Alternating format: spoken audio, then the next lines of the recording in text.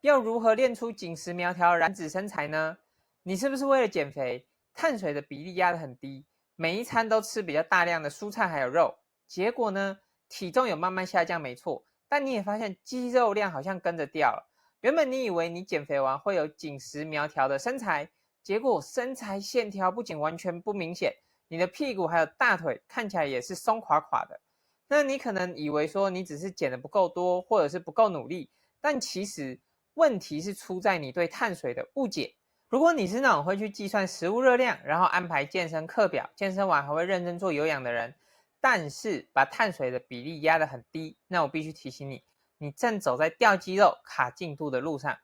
这个不是因为你不够努力，而是你误会了碳水的角色。你在短期内降低碳水，确实会有一些立即的好处，像是体重下降比较快，因为身体会先排掉肝糖还有水分。再来，对某些人来说，比较容易控制嘴馋，减少暴食。那当然，你的身材会立即看起来小一号。可是，如果你把碳水的比例长期压得太低，长期下来反而会让身体出现代偿的反应，这个才是很多人卡关的主因。那如果你碳水压太低，你就会有像是训练撑不住啊，重训时力气会变差，感觉原本可以做完的课表，但是因为碳水减得太少，现在很累，做不完的感觉，或者是你会很容易疲惫，你的注意力也会下降。再来，你的身体会进入省电模式，你的代谢率会慢慢的往下滑。最糟糕的是，如果你的肌肉量连带着下降了，那你的燃脂的能力就会变差，甚至你减肥完，你的屁股、腿还有身材也都还是会松松垮垮的样子。所以今天这一集就是要帮你彻底推翻这个错误的观念，少吃碳水不是不好，而是你要有技巧的少吃。那为了帮助像你这样很认真，但却越努力越没有成果的人，我设计了一套好身材突破系统。在这个系统里面，我会手把手的帮你调整你的训练还有饮食，让你真正瘦得下来，不会掉肌肉，而且你的身材线条也会慢慢的变出来。那现在你只要点击影片描述栏的连结，加入这一套好身材突破系统，我就会帮你把减肥卡关的点找出来，从碳水开始，把你的代谢打开，身材就会慢慢的变得紧实苗条。真正有效的减肥不是把碳水压得很低，而是要怎么去吃碳水。就像汽车需要燃料一样啊，我们的身体也需要碳水来维持运作、支撑训练、稳定代谢。那你不吃，体重当然会掉一点，但那些往往都是水分，而不是脂肪。更有可能的是让你训练撑不住，代谢跟肌肉量也开始慢慢往下掉。更糟糕的是，有些人撑不住就会暴食，一下子就会复胖了。所以关键是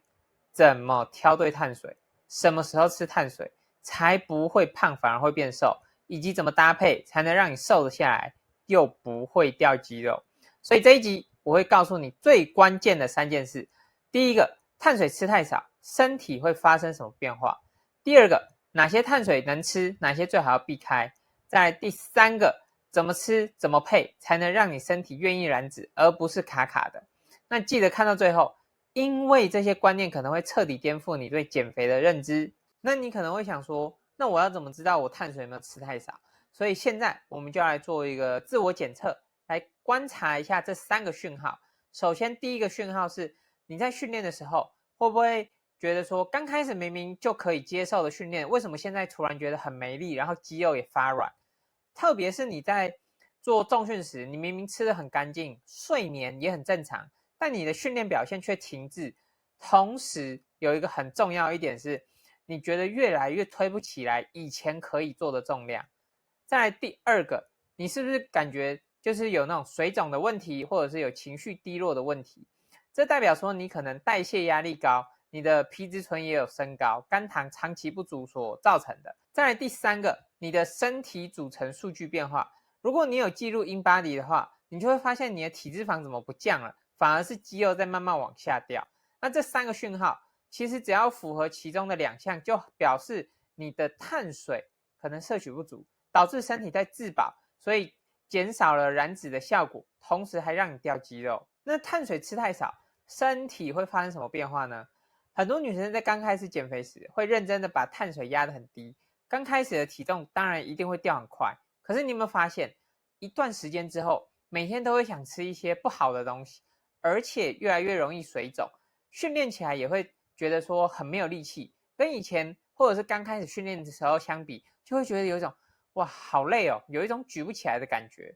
这个不是你的错觉，而是这些感觉就是身体在告诉你燃料不够了，要开始省着用了。这个时候你的代谢会开始慢下来，脂肪也不会减少，甚至连肌肉也会一起流失。那当你肌肉流失开始发生以后，虽然你的体重会下降，但你的身材线条会变得越来越不明显，而且你的大腿跟屁股也还是会松垮垮的。所以以一整天的饮食结构来说，你至少要有1/3到一半都要是碳水。如果你一整天的碳水比例已经少到只剩一碗饭啊，或者是一点面包之类的，那你就要停止减肥了。这些碳水可以吃，哪些要注意呢？其实我跟你说，白饭啊、地瓜、玉米、燕麦、红藜米这些都可以吃，但是这些我觉得大家都讲烂了，我今天就不讲那些。我要跟你分享的是灵活饮食的运用，也就是说，在现实生活里，你要怎么用手边有的食材去吃得饱、吃得对，还能瘦下来，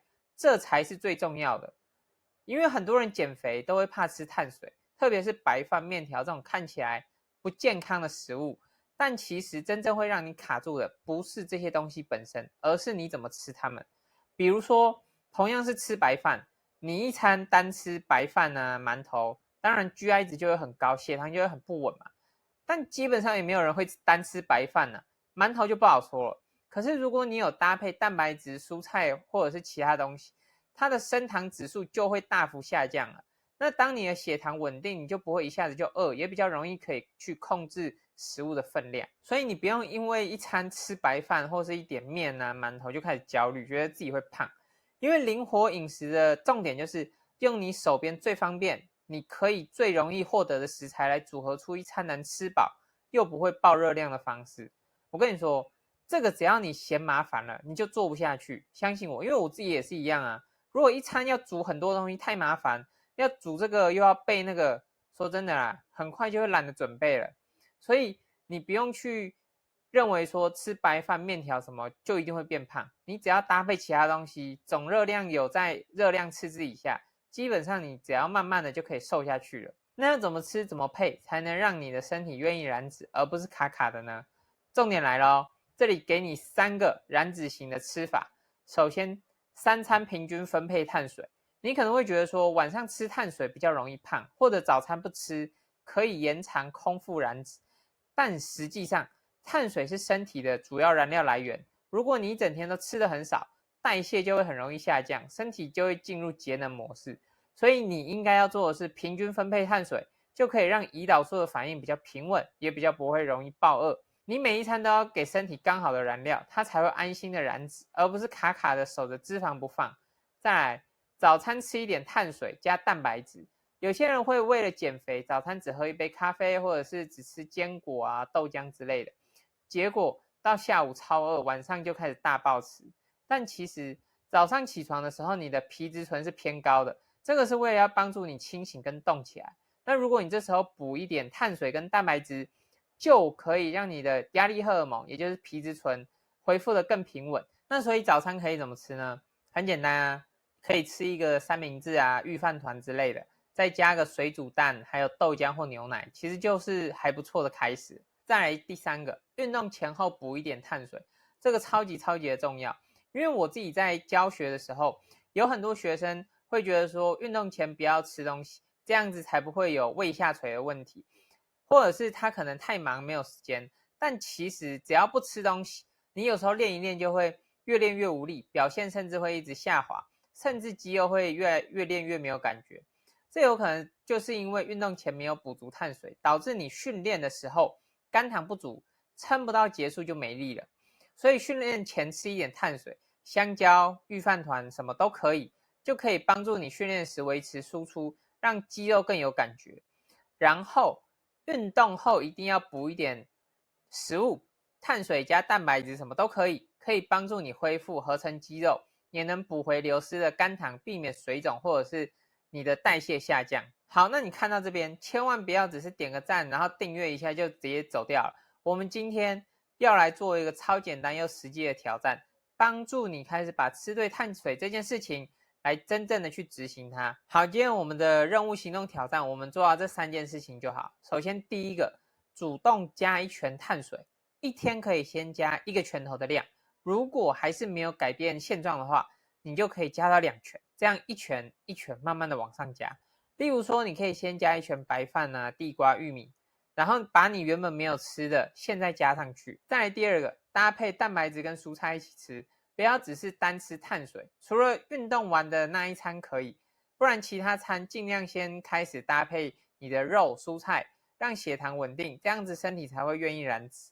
再来最后一个，吃完后去感受一件事情，就是你的精神饱足感还有训练表现有没有不一样。你可以觉得说，这一餐吃的很安心，不会想要暴食，也可以是吃完之后重训更有力，而且也会比较稳。那如果你发现这个小改变对你有帮助，你一定会喜欢我在好身材突破系统里做的调整，